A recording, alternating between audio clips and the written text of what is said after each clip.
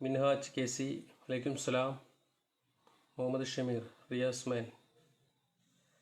Okay, Manaf കണ്ടല്ലോ. ജിനു, നിയാസ്ക, അസ്സലാമു അലൈക്കും. അപ്പം എല്ലാവരോടും സലാം പറയണം. അസ്സലാമു അലൈക്കും വറഹ്മത്തുള്ളാഹി വബറകാതുഹു. 2 ദിവസമായിട്ട് സോഷ്യൽ മീഡിയയിൽ നിറഞ്ഞു നിൽക്കുന്ന ഒരു വിഷയമാണ്, ചാരിറ്റിയുമായി ബന്ധപ്പെട്ട് നിറഞ്ഞു നിൽക്കുന്ന ഒരു വിഷയമാണ് കണ്ണൂരുകാരിയായ വർഷിയും അവളുടെ അമ്മയുടെയും സർജറിയും. അതിൻ്റെ അക്കൗണ്ടിലേക്ക് വന്ന 1,21,00,000 രൂപയും അത് വീതിച്ചു കൊടുക്കുന്നില്ല എന്ന കാരണം കൊണ്ട് പറഞ്ഞു കാണിക്കുന്ന പ്രശ്നങ്ങളും, സോഷ്യൽ മീഡിയയും സോഷ്യൽ മീഡിയയിലൂടെയുള്ള ഓൺലൈൻ ചാനലുകളും അതുപോലെ തന്നെ മറ്റുള്ള പ്രമുഖ ചാനലുകളും നടത്തുന്ന വാർത്തകളും, അങ്ങനെ എല്ലാമായി വർഷയും അവളുമായി ബന്ധപ്പെട്ട പ്രശ്നങ്ങളും ഇങ്ങനെ നിറഞ്ഞു നിൽക്കുമ്പോൾ കുറച്ച് കാര്യങ്ങൾ അതിനെക്കുറിച്ച് എനിക്ക് നിങ്ങളോട് സംസാരിക്കാനുണ്ട്. വർഷ എന്ന് പറയുന്ന ഒരു പെൺകുട്ടിയെ കുറ്റപ്പെടുത്തുന്നതിന് മുന്നേ, അതിൻ്റെ സത്യാവസ്ഥ അറിയാതെ ചാനലുകളാണെങ്കിലും ഓൺലൈനിലൂടെ മറ്റുള്ള ആളുകൾ പ്രതികരിക്കുന്നതിന് മുന്നേ അതിൻ്റെ യാഥാർത്ഥ്യം നിങ്ങൾ മനസ്സിലാക്കേണ്ടതുണ്ട്. ഞാനടക്കം ഇന്ന് രാവിലെ കൈരളി ചാനലിൽ എൻ്റെ പേരുകൂടി വന്നപ്പോഴാണ് ഞാൻ അതിൻ്റെ കാര്യങ്ങൾ അവിടെ വിശദീകരിച്ചത്. പക്ഷേ അതിനകത്ത് മറഞ്ഞിരിക്കുന്ന ഒരുപാട് നിഗൂഢതകൾ വർഷയുടെ വിഷയത്തിൽ ഇരിക്കുന്നുണ്ട്. ആ കാര്യങ്ങളെക്കുറിച്ച് വ്യക്തമായിട്ട് നിങ്ങളോട് അറിയിക്കാനും ഇനിയെങ്കിലും ആ കുട്ടിയെ വെറുതെ വിടണേ എന്നുള്ള ഒരു അപേക്ഷ നിങ്ങളോട് വെക്കാനുമാണ് ഞാനിപ്പോൾ എത്തിയിട്ടുള്ളത്. ഈ വർഷയുടെ വിഷയം സാജൻ കേച്ചേരിയുടെയും മറ്റുള്ളവരുടെ മുന്നിലേക്കൊക്കെ എത്തുന്നതിന് മുന്നേ തന്നെ ഒരു ചേച്ചി, എനിക്കവരുടെ പേരൊന്നും അറിയില്ല, എന്നെ വാട്സപ്പിലൂടെ മെസ്സേജ് ചെയ്തിട്ടുണ്ടായിരുന്നു ഈ ഒരു വിഷയവുമായി ബന്ധപ്പെട്ട്. പക്ഷേ എനിക്കത് നോക്കാൻ കഴിഞ്ഞില്ല. എന്നാൽ വർഷയുടെ വീഡിയോ സാജൻ കേച്ചേരി ചെയ്യുന്ന ദിവസം ഞാൻ തൃശ്ശൂരുണ്ടായിരുന്നു. ഞാൻ തിരിച്ച് മണ്ണുത്തി എത്തുമ്പോഴാണ് സാജൻ കേച്ചേരി എന്നെ വിളിച്ച് ഇങ്ങനെ ഒരു കേസ് എമർജൻസി വിളിച്ചു പറയുന്നുണ്ട്, ഫിറോസ് ഒന്ന് ഷെയർ ചെയ്യണം കേട്ടോ, ഞാൻ അവിടെ പോയിട്ട് വീഡിയോ ചെയ്യുമ്പോൾ എന്ന് പറഞ്ഞാൽ ആയിക്കോട്ടെ എന്ന് ഞാൻ പറഞ്ഞു. അങ്ങനെ ഇവര് വർഷ എന്ന് പറയുന്ന സഹോദരിയെ പോയി കണ്ടു, ആ കുട്ടിയുടെ അവസ്ഥകൾ മനസ്സിലാക്കി. അതിനുശേഷം അവർ വീഡിയോ ചെയ്തു. ആ പാതിരാത്രിയിൽ വീഡിയോ ചെയ്യുമ്പോൾ ആ വീഡിയോ കണ്ടപ്പോൾ തന്നെ ഞാൻ ഇവരോട് വിളിച്ചു പറഞ്ഞൊരു കാര്യമുണ്ട്, ഇതിനകത്ത് കൂടുതൽ പൈസ വരാൻ സാധ്യതയുണ്ട്.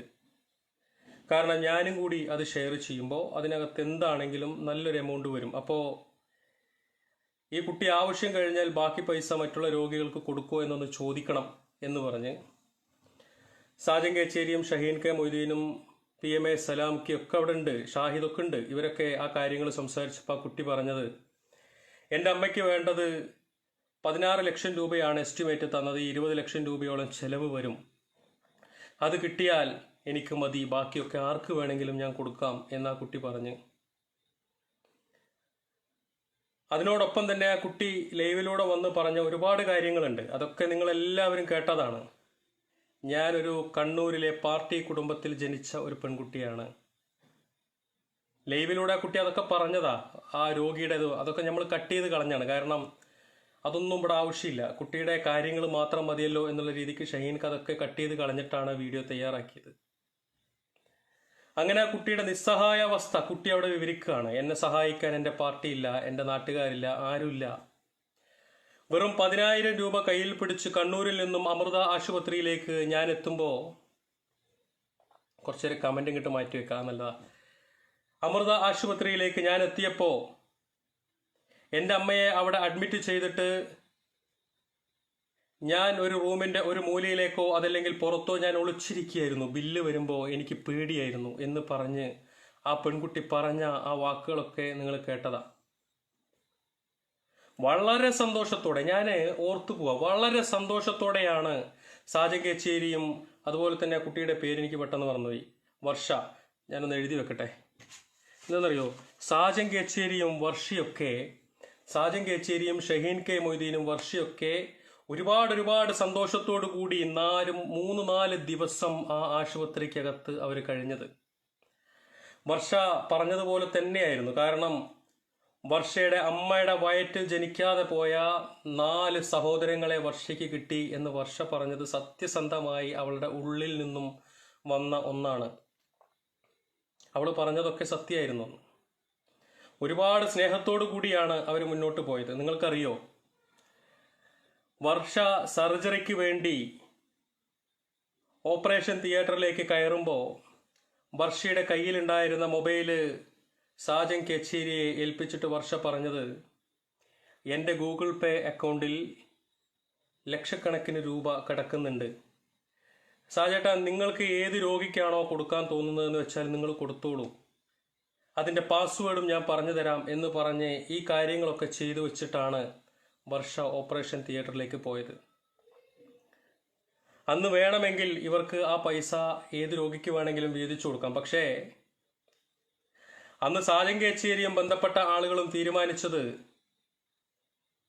ഈ പണം വർഷ സർജറി കഴിഞ്ഞ് റൂമിലേക്ക് വന്നതിന് ശേഷം മറ്റുള്ള ആളുകൾക്ക് അവളുടെ കൈകൾ കൊണ്ട് തന്നെ വീതിച്ചു നൽകാം. അതാണ് കുറച്ചുകൂടി നല്ലത്. കാരണം അതിൻ്റെ ഒരു പുണ്യവും കൂടി ആ കുട്ടിക്കും ആ കുട്ടിയുടെ അമ്മയ്ക്കും കിട്ടട്ടെ എന്ന് ഷഹീൻ കെ മൊയ്തീനും അതുപോലെ തന്നെ സാജൻ കേച്ചേരിയുടെയൊക്കെ അവരുടെ നല്ല മനസ്സുകൊണ്ട് അവർ ചിന്തിച്ചു. അതും സത്യമാണ്. ഇവിടെയൊന്നും ഒരു വിഷയമില്ല. വർഷയും എല്ലാവരും സന്തോഷത്തോടെയാണ് പോയത്.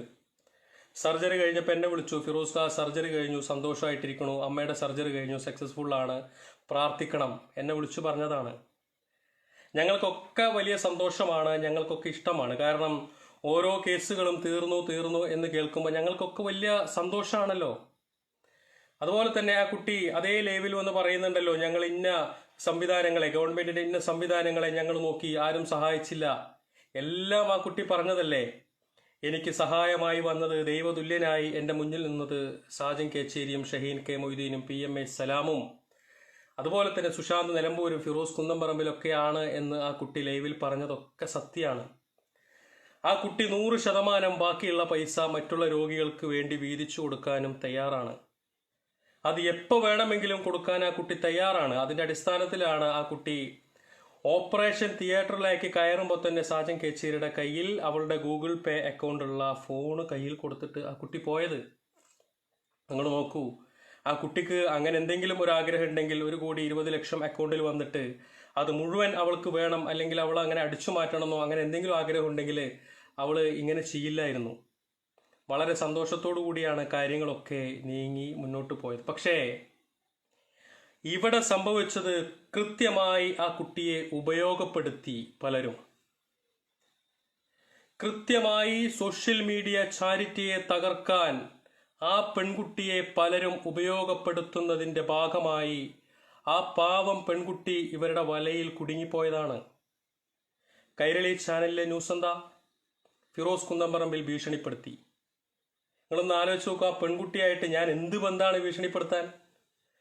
ആ കുട്ടിയുടെ വീഡിയോ ഷെയർ ചെയ്ത ബന്ധം, ആ കുട്ടി എന്നെ വിളിച്ച് സന്തോഷത്തോടെ നന്ദി പറഞ്ഞൊരു ബന്ധം, ഇതാണോ ഫിറോസ് കുന്നംപറമ്പിൽ ഭീഷണിപ്പെടുത്തിയത്? എന്നാൽ ഭീഷണിപ്പെടുത്തി എന്ന് പറഞ്ഞ് കൈരളി ചാനൽ വിട്ട ആ കുട്ടിയുടെ ലൈവിൽ എൻ്റെ പേര് പോലും പരാമർശിക്കുന്നില്ല. എന്നിട്ടും ആ ചാനൽ തെറ്റായ കള്ളത്തരം എഴുതിയെങ്കിൽ അത് ആരെ പ്രീതിപ്പെടുത്താനായിരുന്നു?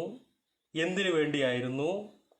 അതല്ലെങ്കിൽ അവരും കൈരളി ചാനലും അതുമായി ബന്ധപ്പെട്ട ആളുകളൊക്കെ ഇത്രയും കാലം സോഷ്യൽ മീഡിയ ചാരിറ്റിക്കെതിരെ നടത്തിയ ഒളിയമ്പുകൾ എന്തിനായിരുന്നു എന്നുള്ളതൊക്കെ വ്യക്തമായിട്ട് നിങ്ങൾ മനസ്സിലാക്കണം. കാരണം 21 വയസ്സോ എന്തോ ഉള്ള ഒരു പെൺകുട്ടിയാണ് സർജറി കഴിഞ്ഞ് റൂമിൽ കിടക്കുമ്പോൾ ഒരു പക്ഷേ സഹായിക്കാൻ കയ്യിൽ പൈസ ഇല്ലെങ്കിൽ, അവൾ പറഞ്ഞത് എന്നെ സഹായിക്കാൻ ആരുമില്ല. എന്ത് സഹായിക്കാൻ ആരുമില്ല എന്നാ പറഞ്ഞേ?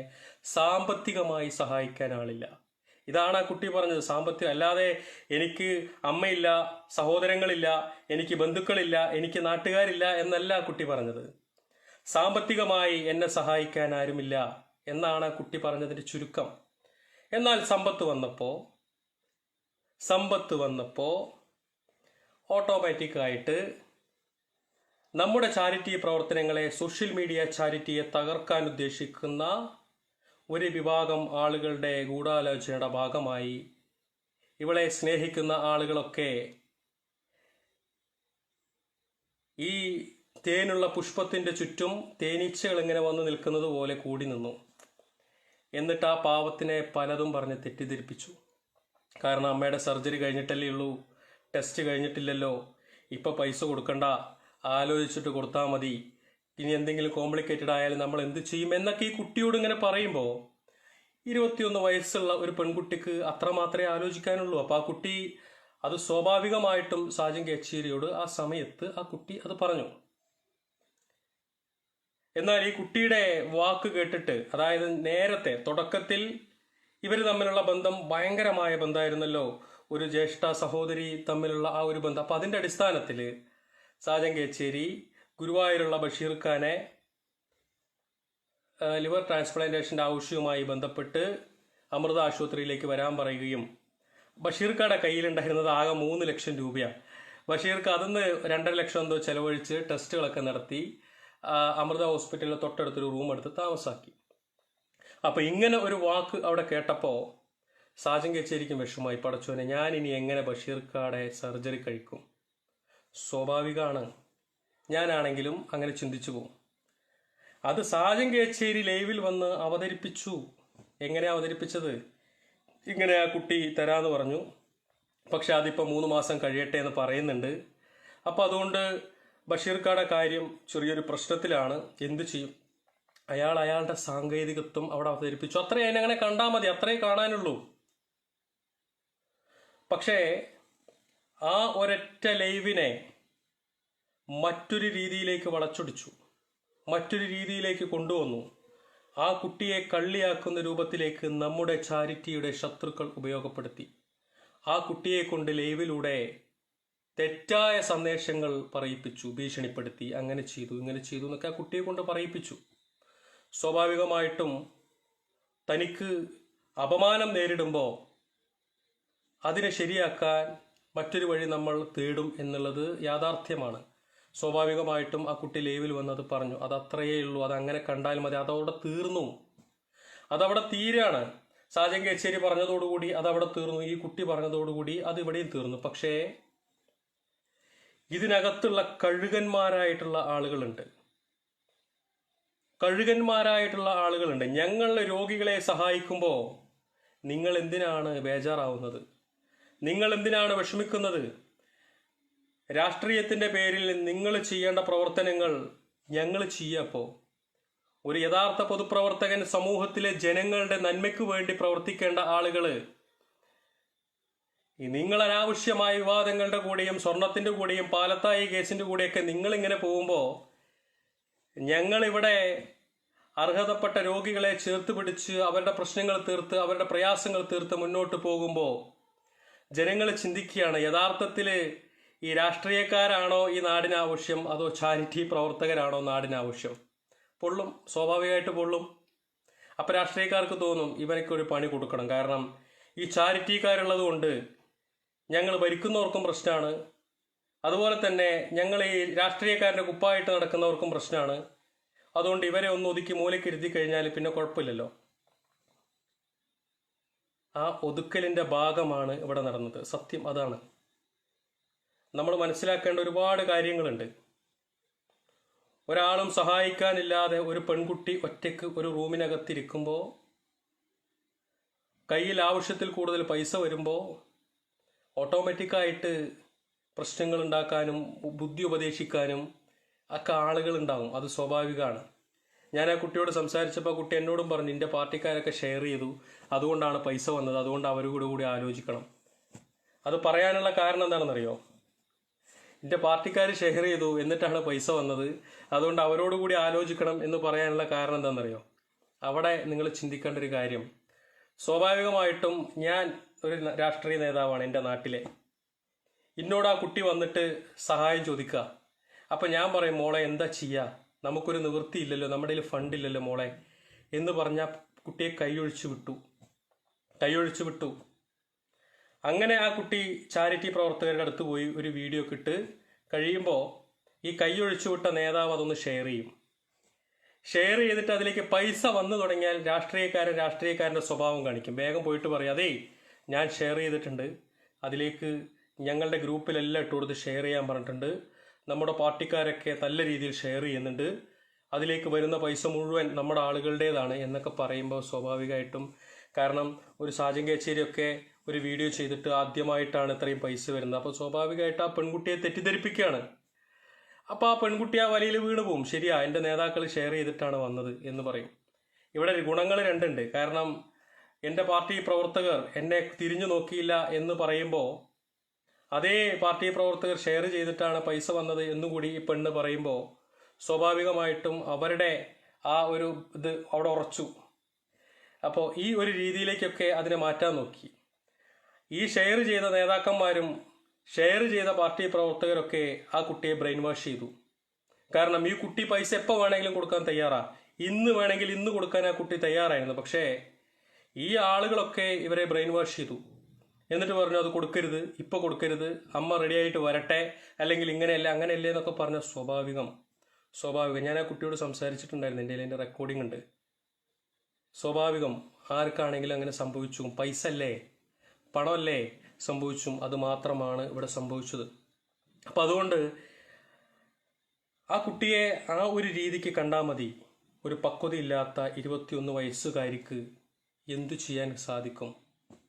കാരണം സ്വന്തം നാട്ടിലെ ആളുകൾ, നിങ്ങളൊന്ന് ആലോചിച്ച് നോക്കണം. കണ്ണൂരിൽ നിന്നും തിരുവനന്തപുരത്ത് കൊച്ചിയിലേക്ക് വന്ന പെൺകുട്ടി, ആ പെൺകുട്ടിക്ക് അപരിചിതരായി കൂടെ കൂടി സഹോദരന്മാരായ ആളുകൾ പറയുന്നതാണോ ശരി? ജനിച്ചു വളർന്ന നാട്ടിലെ ജനങ്ങൾ പണം വന്നതിന് ശേഷമാണ് കൂടെ കൂടിയതെങ്കിലും ആ ജനിച്ചു വളർന്ന നാട്ടിലെ ജനങ്ങളും അവരുടെ ബന്ധുക്കളും പറയുന്നതാണോ ശരി? നിങ്ങളൊന്ന് ചിന്തിച്ചു നോക്ക്. സ്വാഭാവികമായിട്ടും അവർ ചിന്തിക്കും, എൻ്റെ നാട്ടുകാർ പറയുന്നത് കൂടി എനിക്കൊന്ന് കണക്കിലെടുക്കാം, അല്ലേ? നമ്മളങ്ങനെ ചിന്തിക്കൂലേ? അപ്പോൾ നമ്മൾ പറയൂലേ, അതേ നമുക്ക് നമുക്ക് പൈസ കൊടുക്കാം രോഗികൾക്ക്, കുഴപ്പമില്ല, പക്ഷെ എൻ്റെ നാട്ടുകാർ കൂടി ഒന്ന് വരട്ടെ, അവരോട് കൂടി ഒന്ന് ആലോചിക്കാം. സ്വാഭാവികം, അതിനങ്ങനെ കണ്ടാൽ മതി.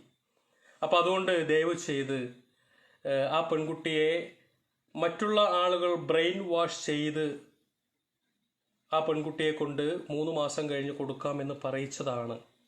അല്ലാതെ നോർമലായിട്ട് ആ കുട്ടി പറയില്ല. കാരണം എന്നോടടക്കം പറഞ്ഞതാണ്, ഏത് സമയത്തും ഞാൻ കൊടുക്കാൻ തയ്യാറാണ്. ആ കുട്ടി ആശുപത്രിയിലേക്ക് സർജറിക്ക് കയറുന്ന സമയത്ത് ഗൂഗിൾ പേ ഉള്ള ആ കുട്ടിയുടെ മൊബൈൽ വരെ സാജൻ കേച്ചേരിയുടെ കയ്യിൽ കൊടുത്ത് പാസ്വേഡും കൊടുത്ത് നിങ്ങൾ ഏത് രോഗിക്കാണെങ്കിൽ വേണമെങ്കിൽ മാറ്റിക്കോ എന്ന് പറഞ്ഞു പോയ പെൺകുട്ടിയാണ്. ആ പെൺകുട്ടിക്ക് പെട്ടെന്ന് അങ്ങനെ ഒരു മാറ്റമുണ്ടായെങ്കിൽ അത് പണത്തിനോടുള്ള ആർത്തി കൊണ്ടല്ല, മറിച്ച് ആ കുട്ടിയെ പലരും ചേർന്ന് ബ്രെയിൻ വാഷ് ചെയ്ത് അങ്ങനെ മാറ്റിയതാണ്. അതുകൊണ്ട് എനിക്ക് നിങ്ങളോടൊക്കെ പറയാനുള്ളത്, ദയവ് ചെയ്ത് ഇനി ആ കുട്ടിയെ അനാവശ്യമായ വാക്കുകളിലൂടെ ആക്രമിക്കാനോ അനാവശ്യമായ വിവാദങ്ങളിലൂടെ ആ കുട്ടിയെ മാനസികമായി തകർക്കാനോ ചെയ്യരുത്. കാരണം ആ കുട്ടി തൻ്റെ ശരീരത്തിൻ്റെ കരളിൻ്റെ പാതി അമ്മയ്ക്ക് പകുത്തു കൊടുത്ത് ആ സർജറി കഴിഞ്ഞ് റൂമിനകത്ത് കിടക്കുന്ന കുട്ടിയാണ്. ഇപ്പോൾ അവൾക്ക് വേണ്ടത് സന്തോഷമാണ്. ഇപ്പോൾ അവൾക്ക് വേണ്ടത് സമാധാനമാണ്. നിങ്ങൾ എത്ര കോടി കൊടുത്താലും തിരിച്ചു കിട്ടാത്തതാണ് ജീവൻ. മനസ്സിലായിട്ടുണ്ടോ? നിങ്ങൾ എത്ര കോടി വേണമെങ്കിലും ചെലവഴിക്കോ. മലപ്പുറത്തുള്ള അയ്യൂബക്കാക്ക് വേണ്ടി നമ്മൾ വീഡിയോ ചെയ്തിട്ട് വന്നത് 1.25 കോടിയാണ്. പക്ഷേ അയ്യൂബക്കാൻ്റെ ജീവന് അതിൽ നിന്നും ചെലവഴിക്കേണ്ടി വന്നത് വെറും 5.5 ലക്ഷം രൂപയാണ്. സർജറി പോലും ചെയ്യാൻ കാത്തു നിൽക്കാതെ അദ്ദേഹം ഈ ലോകത്തോട് വിട പറഞ്ഞില്ലേ. കോടികളല്ല. ഞാൻ പറഞ്ഞല്ലോ, നമ്മുടെ ശത്രുക്കൾ ചാരിറ്റി മേഖലയെ തകർക്കാൻ നിൽക്കുന്ന ഒരു പിശാചുക്കളുടെ ഒരു കൂട്ടമുണ്ട്. സത്യമാണത്. ഇബിലീസുകളുടെ വാട്സപ്പ് ഗ്രൂപ്പ്, കുറേ ഇബിലീസുകൾ ചേർന്നുകൊണ്ട് ഒരു വാട്സപ്പ് ഗ്രൂപ്പ് ഉണ്ടാക്കിയിട്ടുണ്ട്, ഒരു ഫേസ്ബുക്ക് ഗ്രൂപ്പ് ഉണ്ടാക്കിയിട്ടുണ്ട്. അത്തരം ആളുകൾ നോക്കുന്നത് രോഗിയുടെ അക്കൗണ്ടിലേക്ക് വരുന്ന പൈസയാണ്. ആ പണത്തിനെ സ്നേഹിച്ചും അതല്ലെങ്കിൽ ഈ മേഖലയെ ഇല്ലാതാക്കാനും വേണ്ടി മാത്രം വരുന്ന ഇബിലീസുകളുണ്ട്. അത്തരം ആളുകളുടെ വലയിൽ അറിഞ്ഞോ അറിയാതെയോ ആ കുട്ടി ഒന്ന് ഇറങ്ങിപ്പോയതിൻ്റെ ഒരു വിഷയം മാത്രമാണ് ഇവിടെ ഉള്ളത്.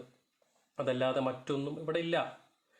അപ്പം അതുകൊണ്ട് ദയവ് ചെയ്ത് ഇനി ആ പെൺകുട്ടിയെ അനാവശ്യമായി ഉപദ്രവിക്കാനോ മോശം കമൻ്റ് ഇടാനോ ആരും നിൽക്കരുത്.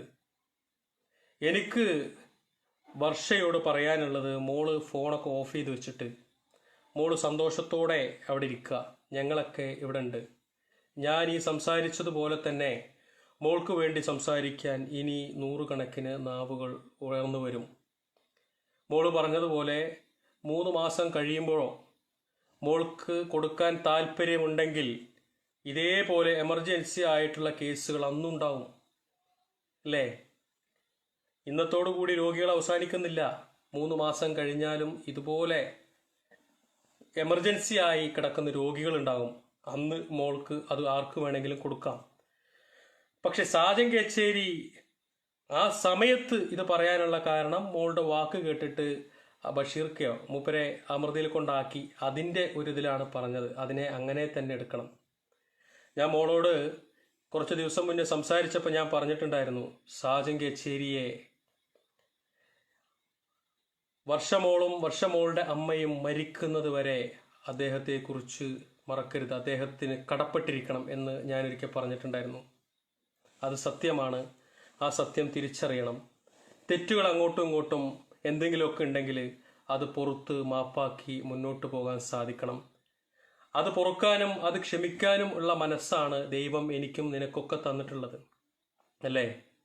അങ്ങനെയല്ലേ തന്നിട്ടുള്ളത്? വർഷം ഒരു കാര്യം ആലോചിക്കേണ്ടത്, 10,000 രൂപ കയ്യിൽ പിടിച്ച് വർഷ വന്നപ്പോൾ വർഷയുടെ കണ്ണീരിന് മുന്നിൽ 1,20,00,000 രൂപ തന്നത് 100ഉം 500ഉം 1000 രൂപയും വെച്ചിട്ട് ഓരോ പാവപ്പെട്ടവൻ്റെയും വിയർപ്പിൻ്റെ ഫലമാണ് നിങ്ങളുടെ അക്കൗണ്ടിലേക്ക് എത്തിയത് അല്ലേ? അത് കൊടുക്കാനുള്ള ഒരു മനസ്സ്, അത് നിന്റെ കണ്ണീര് കാണാനുള്ള ഒരു മനസ്സ്, നിന്റെ അമ്മയുടെ വേദന കാണാനുള്ള ഒരു മനസ്സ് പലർക്കും ഉണ്ടായതുകൊണ്ടാണ്. അതേപോലെ ഒരു മനസ്സ് നിനക്കുണ്ട്. പക്ഷേ ആ മനസ്സ് ബാലൻസ് വന്ന പൈസ മറ്റൊരാൾക്ക് കൊടുക്കാൻ നിന്നപ്പോൾ അത് കൊടുക്കരുത്, അത് നിന്റെ അമ്മയ്ക്ക് വന്നതാണ് എന്ന് പറഞ്ഞുകൊണ്ട് തന്നെ ആ നന്മയുടെ വഴിയിൽ നിന്നും പിന്തിരിപ്പിക്കാൻ വേണ്ടി ആ ശൈത്താൻ കൂട്ടങ്ങൾ, ഞാൻ നേരത്തെ പറഞ്ഞതുപോലെ ഇബിലീസിന്റെ കൂട്ടങ്ങൾ ഇറങ്ങി വന്നതിൻ്റെ അടിസ്ഥാനത്തിലാണ് ഈ വിഷയങ്ങളൊക്കെ ഉണ്ടായത്. വർഷയെ നിങ്ങൾ കാണുമ്പോൾ എങ്ങനെയാണോ ഏറ്റെടുത്തത് അതുപോലെ തന്നെ വർഷയെ ഇനിയും ഏറ്റെടുക്കണം. നമുക്ക് മുന്നിൽ കൈകൂപ്പി കരഞ്ഞ വർഷയുണ്ടായിരുന്നു. അന്ന് നിങ്ങളൊക്കെ വർഷയെ നോക്കി പറഞ്ഞത്, വർഷ ഞങ്ങളുടെ പെങ്ങളാണ്, നീ ഞങ്ങളുടെ സഹോദരിയാണ്, നീ ഞങ്ങളുടെ ഉമ്മാടെ വയറ്റിൽ പിറന്നില്ലെങ്കിലും നീ ഞങ്ങളുടെ എല്ലാമാണ് എന്ന് പറഞ്ഞിരുന്നു.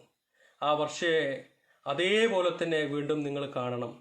പണം കൊണ്ടല്ല മനുഷ്യനെ തൂക്കി നോക്കേണ്ടത്, മറിച്ച് അത് മനുഷ്യത്വവും സ്നേഹവും അതുപോലെ തന്നെ സാഹോദര്യവും കൊണ്ടാണ്. 1,20,00,000 എന്ന് പറയുന്നത് ഒന്നുമല്ല. അതൊക്കെ വളരെ നിഷ്പ്രയാസം ചെലവായി പോകുന്ന ഒരു സംഖ്യയാണ് അല്ലേ? നമ്മൾ കാണുന്നില്ലേ, നമ്മളെ ഇവിടെ കാണുന്ന അഴിമതികളും അതല്ലെങ്കിൽ മറ്റതൊക്കെ 1000 കോടിയും 2000 കോടിയുടെ അഴിമതി നടക്കുമ്പോൾ അതൊന്നും ചോദിക്കാനും പറയാനും ഇവിടെ ആരുമില്ല. 1,20,00,000 രൂപ ഒരു അക്കൗണ്ടിൽ വന്നതിൻ്റെ പേരിൽ ഈ കുട്ടിയെ വട്ടമിട്ട് കൊത്താൻ നോക്കുന്ന, ഞാൻ നേരത്തെ പറഞ്ഞതുപോലെ ഇബിലീസുകളുടെ വാട്സപ്പ് കൂട്ടായ്മയും അതിൻ്റെ നേതാക്കളും.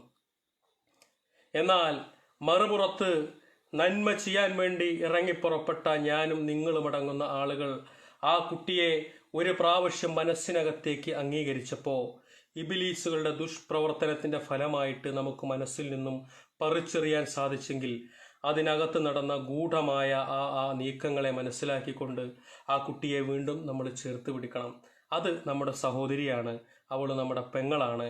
കഴിഞ്ഞതൊക്കെ മറക്കാനും പൊറുക്കാനും നമുക്ക് സാധിക്കണം.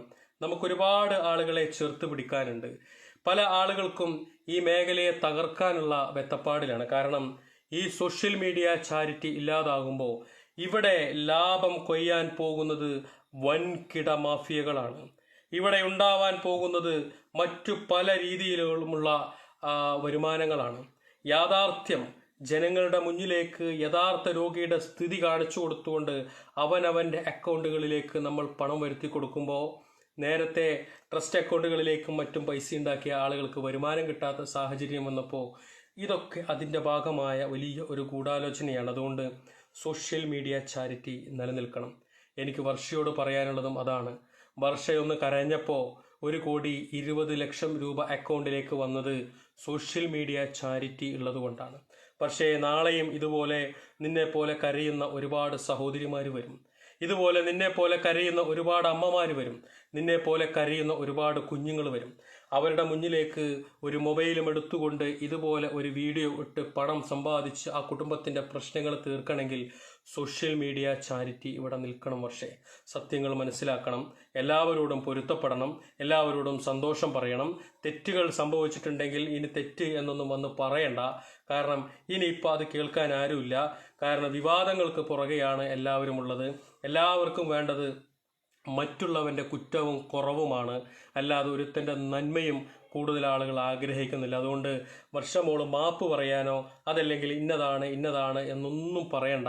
പക്ഷേ എനിക്കറിയാം, എൻ്റെ മനസ്സ് പറയുന്നുണ്ട്, വർഷ പറഞ്ഞത് പാലിക്കും. ഒരുപക്ഷെ 3 മാസം കഴിഞ്ഞാൽ ഇതേ സോഷ്യൽ മീഡിയയുടെ മുന്നിൽ വന്ന് അതൊക്കെ വീതിച്ചു കൊടുക്കുന്നതൊക്കെ ഞങ്ങൾ കാണും. അതിലൊന്നും ഞങ്ങൾക്ക് ഒരു അഭിപ്രായ വ്യത്യാസമില്ല. കാരണം പറഞ്ഞ വാക്ക് പാലിക്കും എന്ന് ഞങ്ങൾക്കൊക്കെ നന്നായിട്ട് അറിയാം. പക്ഷേ ഞാൻ നേരത്തെ പറഞ്ഞല്ലോ, കുറേ ആളുകൾ വർഷയുടെ പുറകെ നിന്ന് നടത്തിയ ഒരു പ്രവർത്തനം ഉണ്ട്. അതുകൊണ്ടാണ് ആ കുട്ടി അങ്ങനെ പറഞ്ഞതൊക്കെ. അത് പകൽ വെളിച്ചം പോലെ നമുക്ക് മുന്നിലുണ്ട്. കാരണം ഒരു തരത്തിലും ഇൻവോൾവ് അല്ലാത്ത, അതല്ലെങ്കിൽ ഒന്നിനും ഇല്ലാത്ത ഫിറോസ് കുന്നമറമ്പിൽ ഭീഷണിപ്പെടുത്തി എന്ന് കൈരളി ചാനലിൽ വരണമെങ്കിൽ ബാക്കി നിങ്ങൾ ആലോചിച്ചെടുത്തൂടെ എന്താണ് ഇതിൻ്റെ പുറകിൽ നടക്കുന്നതെന്ന്. ഇവിടെ ഫിറോസ് കുന്നമറമ്പിലിൻ്റെ രാഷ്ട്രീയം നോക്കാനാണ് പലരും നടക്കുന്നത്.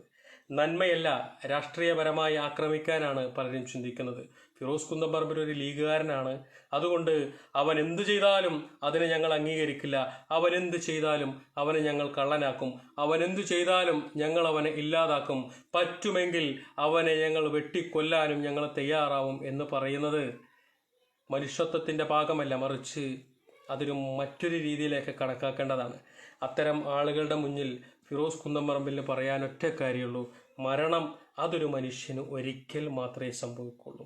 കുറേ ആളുകൾക്ക് നന്മ ചെയ്തുകൊണ്ടിരിക്കുന്നതിൻ്റെ ഇടയിലാണ് ഞാൻ മരണപ്പെടുന്നതെങ്കിൽ എനിക്ക് ഷഹീദിൻ്റെ കൂലിയ. മനസ്സിലായിട്ടുണ്ടോ? നന്മ ചെയ്തുകൊണ്ടിരിക്കുമ്പോൾ മനസ്സിലൊരു ലക്ഷ്യം വെച്ച് ഒരു നിയ്യത്ത് വെച്ച് പ്രവർത്തിക്കുന്ന ഞാൻ മരണപ്പെട്ടാൽ എനിക്ക് ഷഹീദിൻ്റെ കൂലിയാണ്. അപ്പോൾ എനിക്ക് അങ്ങനെയുള്ള പേടിയും കാര്യങ്ങളൊന്നുമില്ല. പിന്നെ കേസ് കൂട്ടം പ്രശ്നങ്ങളൊക്കെ സ്വാഭാവികമാണ്. ഞാൻ പറഞ്ഞല്ലോ, റസൂലിന്റെ പ്രവർത്തനങ്ങളുമായിട്ട് ജനങ്ങളുടെ മുന്നിലേക്ക് ഇറങ്ങിച്ചെന്നപ്പോൾ റസൂലിനെ ആദ്യം എതിർത്തത് സ്വന്തം നാട്ടുകാരാണ്. എന്നാൽ ലോകം മുഴുവൻ റസൂലിനെ അംഗീകരിച്ചു എന്നുള്ളതാണ്. ആ റസൂലിന്റെ 100% പോലും ഫിറോസ് കുന്നംപറമ്പിൽ ചെയ്യുന്നില്ല എന്നുള്ളതാ. അതിന്റെ ഒരു കാറ്റ് പോലെ, അതിന്റെ ഒരു സുഗന്ധം പോലും അടുത്തെത്താൻ ഫിറോസ് കുന്നംപറമ്പിലിന്റെ നന്മയ്ക്ക് സാധിച്ചിട്ടില്ല. അപ്പോ അതിന്റെ എത്രയോ ചെറിയ ഒരു പ്രവർത്തനത്തെ പോലും ഈ ഇബിലീസിന്റെ കൂട്ടങ്ങൾ പേടിക്കുന്നുണ്ട് എങ്കിൽ നിങ്ങളൊന്ന് ആലോചിച്ച് നോക്കണം. നന്മയുടെ വളർച്ച എത്രമാത്രമാണ് എന്ന് നിങ്ങളൊന്ന് ആലോചിച്ച് നിൽക്കണം. ആ നന്മയ്ക്ക് മുകളിൽ തിന്മ ഇങ്ങനെ കയറാൻ ശ്രമിച്ചുകൊണ്ടേയിരിക്കും. ആ കയറാൻ ശ്രമിക്കുന്ന തിന്മകളെ വലിച്ചു താഴെയിടാനാണ് എന്നെ സ്നേഹിക്കുന്ന എൻ്റെ സുഹൃത്തുക്കൾ എനിക്ക് ചുറ്റും നിൽക്കുന്നത്. അതുകൊണ്ട് തന്നെ വർഷമോളോട് എനിക്ക് പറയാനുള്ളത്, എന്തെങ്കിലുമൊക്കെ ആരെങ്കിലുമൊക്കെ അങ്ങോട്ടും ഇങ്ങോട്ടൊക്കെ പറഞ്ഞിട്ടുണ്ടെങ്കിൽ അതൊക്കെ ആ സമയത്തുള്ള ആവേശങ്ങൾ കൊണ്ട് പറയുന്നതാണ്. ഞാൻ പറഞ്ഞിട്ടുണ്ടെങ്കിൽ അതും ഒരു ആവേശത്തിൻ്റെ പുറത്താണ്. സാജൻ കേച്ചേരി പറഞ്ഞിട്ടുണ്ടെങ്കിലും അതും ഒരു ആവേശത്തിൻ്റെ പുറത്താണ്. വർഷമോള് അത് കേട്ടതും ലൈവിൽ വന്നതും അതും ഒരു ആവേശത്തിൻ്റെ പുറത്താണ്. എല്ലാം അതിനെ അങ്ങനെ തന്നെ കാണണം. സാജൻ കേച്ചേരിയെ എങ്ങനെയാണോ നിങ്ങൾ ഒരു സ്വന്തം സഹോദരനായി കണ്ടത് അതുപോലെ തന്നെ ഇനി കാണണം. എല്ലാ പ്രശ്നങ്ങളും നമുക്ക് പൊറുക്കാനും ക്ഷമിക്കാനും ഉള്ള മനസ്സുകൊണ്ട് തന്നെ അതിനെ അങ്ങനെ കാണണം. എന്തിനാണ് അനാവശ്യമായ രാഷ്ട്രീയങ്ങൾ, അനാവശ്യമായ മതസംഘടനകൾ ഈ ചാരിറ്റിയിലേക്ക് ഇടപെട്ട് വരുന്നത്? അതിൻ്റെ ഒന്നും ആവശ്യമില്ല. ഞങ്ങളുടെ ചാരിറ്റി മതം നോക്കിയിട്ടാണോ? ഞങ്ങളുടെ ചാരിറ്റി മതം നോക്കിയിട്ടാണെങ്കിൽ വർഷയ്ക്ക് ഞങ്ങൾ എങ്ങനെ സഹായത്തിക്കും? അല്ല, ചിന്തിക്കേണ്ട കാര്യമല്ലേ? ഞങ്ങളുടെ ചാരിറ്റി മതം നോക്കിയിട്ടാണെങ്കിൽ വർഷയെ ഞങ്ങൾ എങ്ങനെ സഹായിക്കും? ഞങ്ങളുടെ ചാരിറ്റി രാഷ്ട്രീയം നോക്കിയിട്ടാണെങ്കിൽ കമ്മ്യൂണിസ്റ്റ് കുടുംബത്തിൽ ജനിച്ച വർഷയെ ഞങ്ങൾ എങ്ങനെ സഹായിക്കും? ചിന്തിക്കാനുള്ള മനസ്സില്ലേ സഹോദരങ്ങളെ നിങ്ങൾക്ക്? ഞങ്ങൾ നോക്കുന്നത് മനുഷ്യനെയും മനുഷ്യത്വത്തെയും അവന്റെ വേദനയും അവന്റെ വിഷമങ്ങളും അവന്റെ സങ്കടങ്ങളും മാത്രമാണ്. അതുകൊണ്ടാണ് വർഷയെ പോലെ ആയിരക്കണക്കിന് മനുഷ്യരുടെ മുന്നിലേക്ക് ഞങ്ങൾക്ക് ഇങ്ങനെ ഓടിയെത്താൻ സാധിക്കുന്നത്. ഞങ്ങൾ രാഷ്ട്രീയം നോക്കാറില്ല, ഞങ്ങൾ മതം നോക്കാറില്ല. ഞങ്ങൾക്ക് രാഷ്ട്രീയമുണ്ട്, ഞങ്ങൾക്ക് മതങ്ങളുണ്ട്. അത് ഞങ്ങളുടെ വ്യക്തിപരമാണ്. ഞങ്ങളുടെ പ്രവർത്തനങ്ങളിൽ മതമില്ല, രാഷ്ട്രീയമില്ല. അത് ഞങ്ങൾ പകൽ പോലെ നിങ്ങളുടെ മുന്നിൽ തെളിയിച്ചതാണ്. എന്നിട്ടും ഞങ്ങളെ ആക്രമിക്കുന്നുണ്ടെങ്കിൽ ഞാൻ നേരത്തെ പറഞ്ഞതുപോലെ ഇബിലീസുകളുടെ കൂട്ടങ്ങൾ കൂട്ടമായി ഒരു ഭാഗത്ത് ഗ്രൂപ്പ് ഉണ്ടാക്കി പ്രവർത്തിക്കുമ്പോൾ ഇപ്പുറത്ത് നന്മയുടെ പ്രവർത്തനങ്ങൾ നടന്നുകൊണ്ടേയിരിക്കും. അല്ലേ?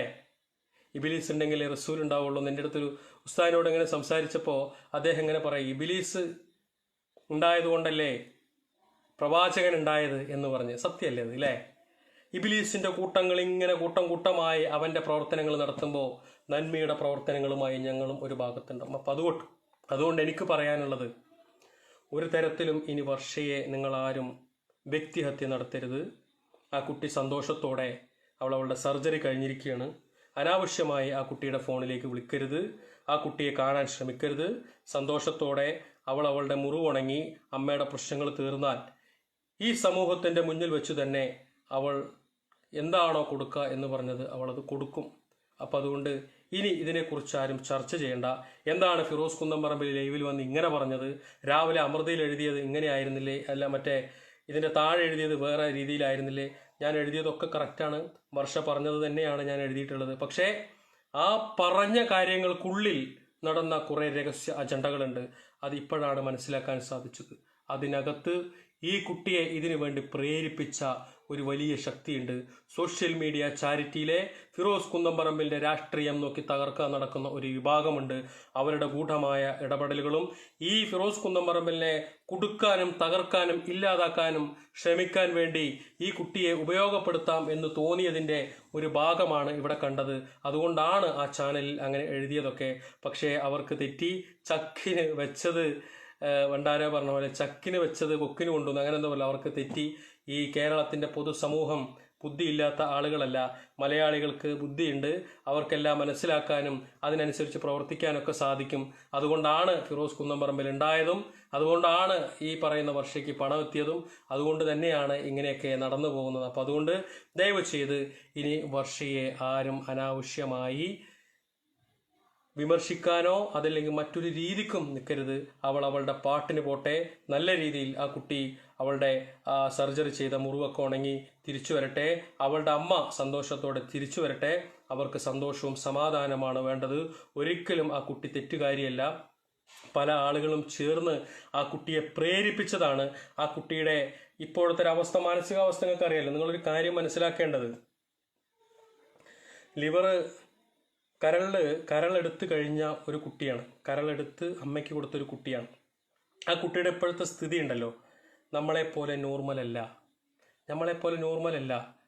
ചിലപ്പോൾ പെട്ടെന്ന് ദേഷ്യം വരും, പെട്ടെന്ന് സങ്കടം വരും, പല രീതിക്കും ചിന്തിക്കും. അങ്ങനെ ഒരുപാട് പ്രശ്നങ്ങളുണ്ട്. നിങ്ങളതൊക്കെ മനസ്സിലാക്കണം. നമ്മുടെ ശരീരത്തിൻ്റെ ഏതെങ്കിലും അവയവങ്ങൾക്ക്, അകത്തുള്ള അവയവങ്ങൾക്ക് എന്തെങ്കിലും സംഭവിക്കുമ്പോൾ നമ്മുടെ സ്വഭാവത്തിനും നമ്മുടെ വാക്കുകളിലൊക്കെ വ്യത്യാസങ്ങൾ വരാറുണ്ട്. അപ്പോൾ ആ കുട്ടിയുടെ ബ്രെയിനിലേക്ക് പല ആളുകളും കുത്തി നിറച്ച ആ തെറ്റായ പ്രചരണത്തിൻ്റെ ഭാഗമായിട്ട് അവൾക്ക് പറയേണ്ടി വന്നതായിരിക്കാം. അങ്ങനെ തന്നെയാണെന്നാണ് എൻ്റെ വിശ്വാസം. അതിലൊരു മാറ്റമില്ല. കാരണം ഞാൻ നേരത്തെ പറഞ്ഞല്ലോ, സാജൻ കേച്ചേരിയുടെ കയ്യിൽ സർജറിക്ക് പോകുന്നതിന് മുന്നേ ഫോണും അതുപോലെ തന്നെ ഗൂഗിൾ പേൻ്റെ പാസ്വേഡ് വരെ പറഞ്ഞു കൊടുത്തു പോയ പെണ്ണ. ഏതെങ്കിലും രോഗിക്ക് വേണമെങ്കിൽ നിങ്ങൾ മാറ്റിക്കുമെന്നുണ്ട്. അപ്പോൾ അങ്ങനൊരു കുട്ടി ഇങ്ങനെ മാറ്റി പറയാനുള്ള അല്ലെങ്കിൽ ചിന്തിക്കാനുള്ള കാരണം ആ കുട്ടിയുടെ പുറകെ ആരോ നിന്ന് ചെയ്തതുകൊണ്ടാണ്. ഒരിക്കലും ആ കുട്ടിയെ തെറ്റിദ്ധരിക്കരുത്. ആ കുട്ടിയെ അനാവശ്യമായി ഇതാക്കരുത്.